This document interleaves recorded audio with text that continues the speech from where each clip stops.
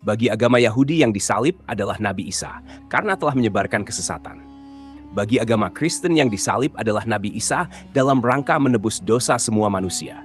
Dan bagi kita, yang disalib bukanlah Isa ibnu Maryam, melainkan orang yang diserupakan wajahnya oleh Allah Subhanahu wa Ta'ala. Assalamualaikum warahmatullahi wabarakatuh, sobat beriman yang dimuliakan Allah. Semoga kita selalu dalam keadaan sehat walafiat. Bantu channel ini terus berkembang dengan cara like, komen, subscribe. Semoga sahabat sekalian dimudahkan rezekinya. Amin ya robbal alamin. Ini adalah kisah tentang seorang nabi yang dianggap anak Tuhan oleh agama lain. Sementara itu Isa adalah putra seorang wanita solehah bernama Maryam. Di sini kita akan membahas tentang peristiwa penyaliban Nabi Isa atas perintah dari seorang raja zalim bernama Herodes. Dan mohon maaf untuk penonton selain yang beragama Islam, dipersilahkan untuk skip video ini. Karena di sini kita akan mengisahkan Isa ibnu Maryam dalam sudut pandang Islam.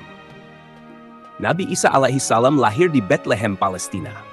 Beliau lahir dari rahim seorang wanita perawan yang suci bernama Maryam binti Imron. Tentunya ini bukan hal yang mustahil untuk Allah Subhanahu wa Ta'ala. Seorang anak bisa dilahirkan tanpa adanya persetubuhan. Bayangkan saja teman-teman, bahkan Nabi Adam dan Hawa pun tidak memiliki orang tua. Keduanya tidak dilahirkan dari rahim seperti manusia pada umumnya. Semuanya mudah untuk Allah Subhanahu wa Ta'ala atas kehendaknya. Di dalam masa kenabiannya, Nabi Isa ditentang keras oleh kaum Yahudi ketika itu, karena Yahudi menganggap ajaran Nabi Isa ini menyimpang. Bahkan dewan-dewan tertinggi ketika itu pun menentangnya. Di tengah-tengah penentangan oleh kaum Yahudi terhadap Isa ibnu Maryam, ternyata ada 12 orang murid Nabi Isa yang setia kepadanya. Di dalam Al-Quran surat As-Saff ayat ke-14, mereka ini disebut dengan Hawariyun atau Hawarin. Sobat beriman yang dimuliakan Allah. Nah, pada suatu hari atas perintah Raja Herodes dan para pendeta Sanhedrin ketika itu, mereka berniat untuk membunuh Nabi Isa. Lalu Nabi Isa pun mengetahui kabar itu, bahwasanya orang-orang Yahudi tengah mencarinya dan berniat untuk membunuhnya. Karena hal itu, Nabi Isa dan para muridnya bersembunyi di suatu tempat.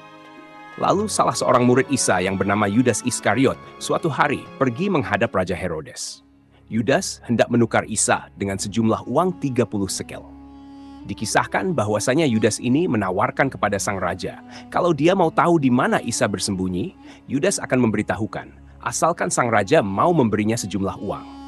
Akhirnya, Raja Herodes pun menyetujuinya. Kemudian berangkatlah mereka dengan dituntun Yudas menuju tempat persembunyian Nabi Isa. Maka setelah sampai di lokasi, ternyata Nabi Isa tidak ada, karena Allah Subhanahu wa Ta'ala telah mengangkat Isa ke langit secara utuh. Secara utuh di sini maksudnya adalah ruh dan fisiknya. Dan ketika Yudas mengetahui bahwasanya Nabi Isa tidak ada di lokasi tersebut, maka atas izin dari Allah Subhanahu wa Ta'ala, Yudas Iskariot diubah wajahnya menyerupai Nabi Isa, karena Yudas telah berkhianat kepada utusan Allah, Isa ibnu Maryam. Akhirnya ditangkaplah Yudas oleh anak buah Raja Herodes, kemudian dibawa ke puncak bukit Golgota. Kemudian mereka melucuti pakaiannya, lalu mencambuknya dengan brutal dan menyalibnya. Yudas Iskariot disiksa hingga pada akhirnya ia meninggal dunia di tiang salib. Awalnya Yudas hendak buat makar, tapi Allah Subhanahu wa Ta'ala adalah sebaik-baiknya pembuat makar. Ini namanya senjata makan tuan. Rencananya Yudas mau mencelakai Isa. Malahan dia yang dibunuh Herodes karena wajahnya diserupakan Isa oleh Allah Subhanahu wa Ta'ala. Padahal Isa ibnu Maryam telah diangkat Allah ke langit sebelum rombongan Yudas dan Herodes tiba di lokasi. Sebagaimana firman Allah Subhanahu wa Ta'ala, mereka telah merancang tipu muslihat dan Allah juga membuat tipu muslihat terhadap mereka. Sedangkan Allah adalah sebaik-sebaiknya perancang tipu muslihat. Al-Quran Surah Ali Imran ayat 54. Teman-temanku seiman, ada penafsiran lain mengenai siapa orang yang disalib oleh Raja Herodes dan orang-orang Yahudi. Dalam tafsir Ibnu Katsir tidak disebutkan sebenarnya siapa orang yang disalib ini, apakah Yudas ataukah murid Nabi Isa yang lain. Hanya saja ditegaskan di sana bahwasanya yang disalib adalah orang lain. Sementara itu Allah Subhanahu wa Ta'ala angkat jasad dan rohnya Isa ibnu Maryam ke langit. Dan di dalam Al-Quran pun ternukil Allah Subhanahu wa Ta'ala tidak akan membiarkan Yahudi membunuh Nabi Isa. Sobat Jazirah Ilmu yang dimuliakan Allah. Sebenarnya teman-teman, orang-orang Yahudi pun ragu-ragu ketika itu.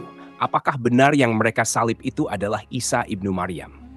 Karena ketika mereka hitung jumlah Isa dan muridnya, harusnya ada 13.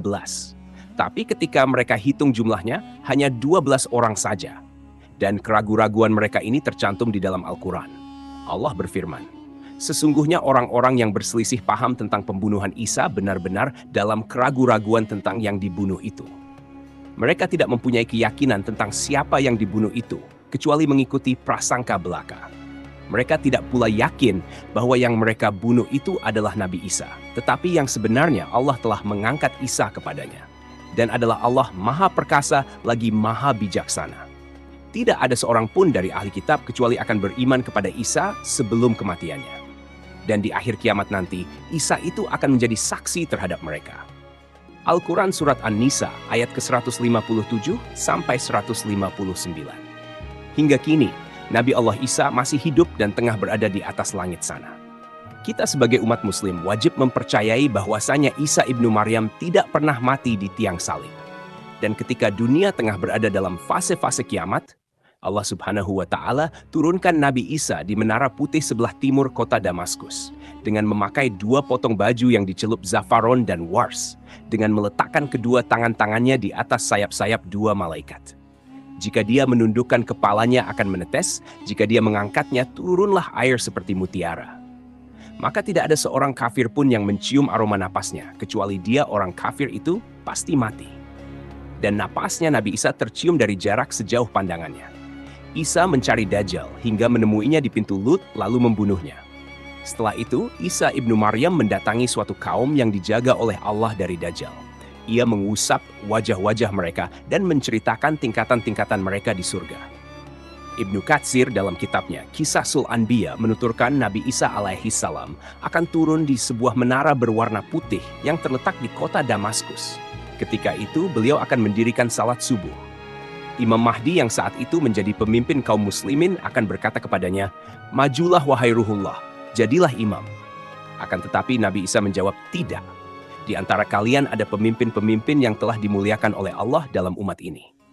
Kisah ini berdasarkan hadits riwayat Muslim dan Ahmad.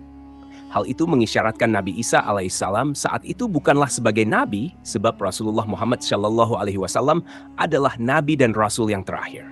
Tak ada utusan Allah Subhanahu wa Ta'ala setelah beliau SAW.